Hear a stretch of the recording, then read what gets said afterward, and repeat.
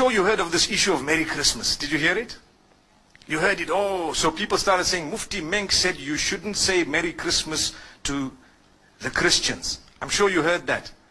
Why do you want to just take a small piece of the statement and hold it out like this and make it seem like we are people who do not believe in, a multicultural coexistence, multi-religious coexistence and so on?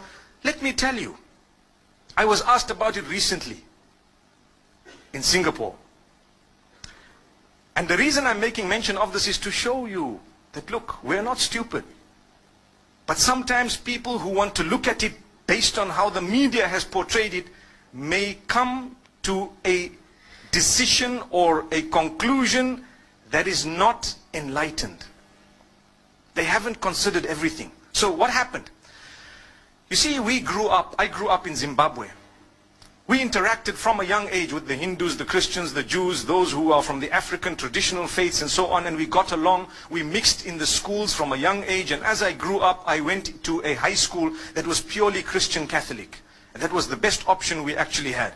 They allowed me whatever I had, and obviously we catered for them, they catered for us. There was a lot of respect, and that's how we developed. Okay?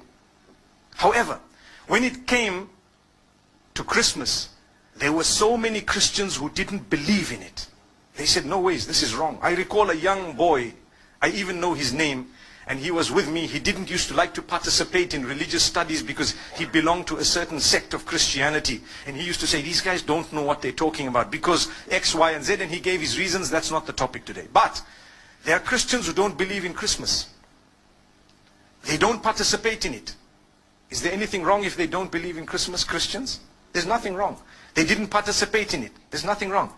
But the minute they put a block on someone else who believes otherwise, then there's a problem. That's what we're saying. So the question you have to ask yourself, did you stop people from celebrating what they want? No. Did you ban them? No. Did you disallow them? Did you spread hatred against them? No. All you said is, Lakum dinukum waliya din. You have your faith and I have mine.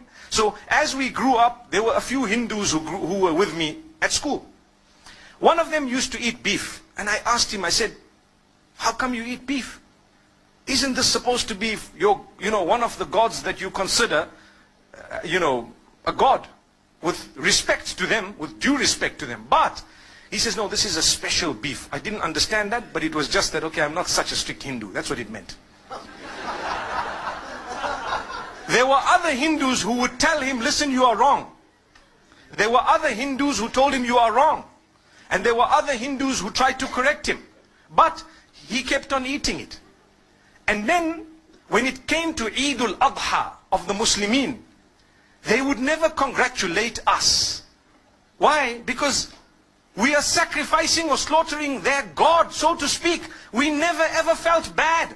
Don't expect, and please don't expect a Hindu to tell you Eid Mubarak at Eid al-Adha. Respect them and understand that what you are doing is blasphemous to them, but they've allowed you to continue. It doesn't mean they hate or they are intolerant. It just means that they believe differently and they have a separate system of belief, and it would be insulting to them to actually come onto this side here and tell you, look, as much as you're cutting my God, but well done, welcome, enjoy it, enjoy that. You don't expect it. Come on, use your brain.